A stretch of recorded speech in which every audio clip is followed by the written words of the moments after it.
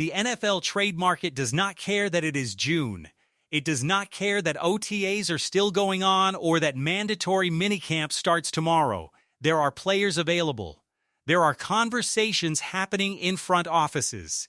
And ESPN's Dan Graziano just went out and named a roster of high-profile potential trade candidates for the 2026 season, and the Buffalo Bills were specifically mentioned as a potential suitor for the biggest name on the entire list.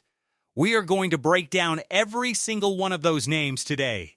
Make the honest case for and against each one, and by the end of this video, you will know exactly what kind of trade, if any, Brandon Beane should be making before this season starts. Drop a Y in the comments if you think this roster, as constructed, can win a Super Bowl. Drop an N if you think Beane needs to pick up the phone and go get somebody. Let's get into it. Start at the top of Graziano's list, because Graziano listed this man first, which means something. When a credible insider puts a name at the top of the trade rumor list, he is not doing that randomly.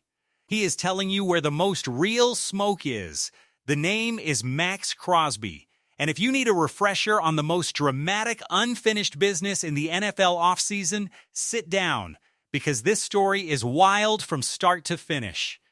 Here is the full Crosby saga. He injured his left knee in Week 7 against the Kansas City Chiefs last season and played through the pain for weeks, because that is who Maxx Crosby is, a 5-time Pro Bowler who has fought through every injury his body has ever thrown at him and kept showing up. Eventually, the Raiders put him on injured reserve ahead of Week 17 in a move that Crosby was openly frustrated by. He left the facility. Head coach Pete Carroll essentially said he agreed with Crosby and told him to go.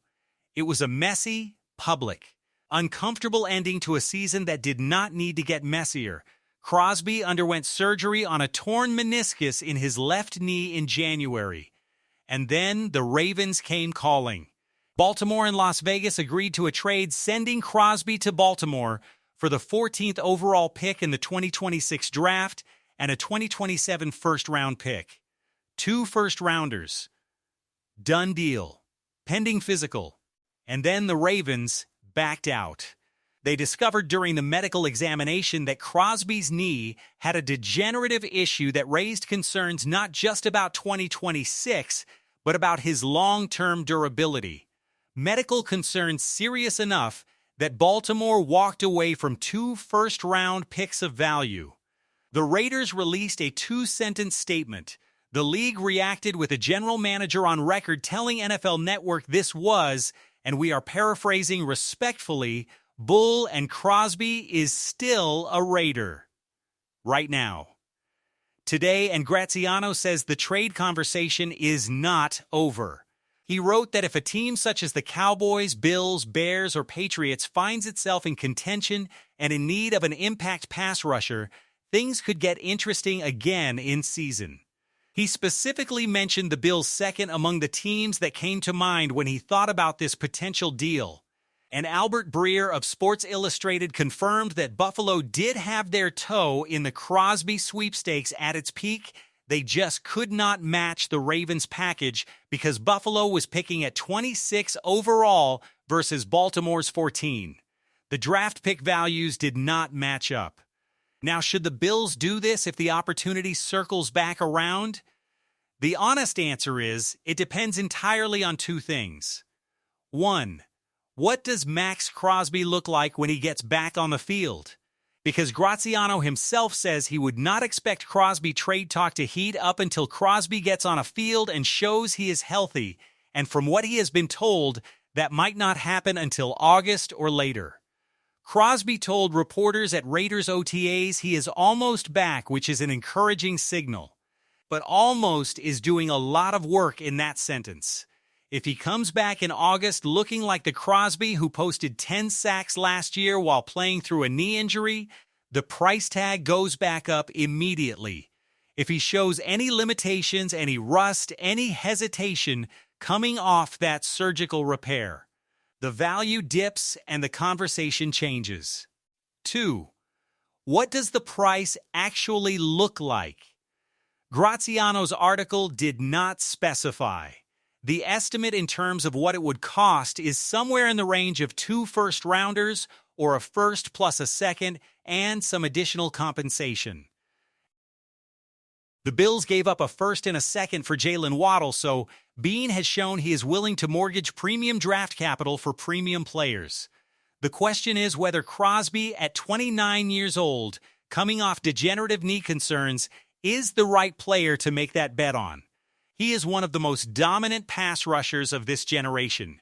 He does everything, sets the edge in the run game, wins in pass rush, plays through injuries, leads vocally and emotionally. There is no such thing as too much pass rush. You can always find a use for an elite edge rusher. The concern is solely about the knee. If the knee is fine, you do this deal without blinking. If the knee is genuinely degenerative in a way that limits his future, you step back. Watch the Raiders' first 4 games. If Crosby looks right and Las Vegas is struggling, the phone call makes itself. If he looks limited, let someone else pay for that uncertainty. Now let's move on to the rest of Graziano's trade board, because there are more names on it that apply directly to Buffalo's current needs. Starting with Kayshon Boutte of the New England Patriots. Boutte put together a quietly solid season in New England last year. 551 yards, 6 touchdowns, 17 yards per reception. He made plays in the playoffs. He made plays in big moments. And he is going to get more opportunities this year with the arrival of A.J. Brown shifting the target distribution in New England. The question for the Bills is whether Boutte could be a legitimate number 2 boundary receiver opposite DJ Moore. He has the athletic profile for it. He has shown the playmaking ability for it. And the price, probably a 4th-round pick, maybe a 3rd if you really want him, is not going to break anything. A 4th for a player who averages 17 yards per catch, that is a conversation. A 3rd feels steep for a player with that volume. But keep the name. Keep the number. If the opportunity arises at a price that makes sense, this is a player the Bills could use. Then there is Brandon Aiyuk, who is still somehow a 49ers player in name only, listed on their reserve list watching an arrest warrant come out of Santa Clara County while posting Instagram content about racing. Look, the football talent is real. 3 years ago, he was 1,300 yards and 7 touchdowns.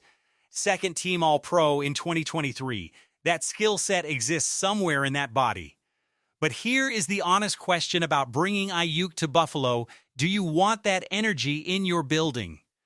The Bills are trying to build a specific culture under Joe Brady, a specific identity, a specific locker room.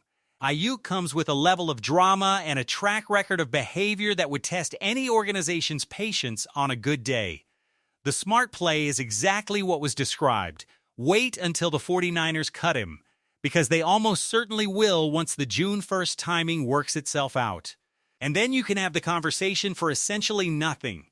You do not trade draft capital for a player on the reserve list with an arrest warrant and a history of going AWOL from an NFL building.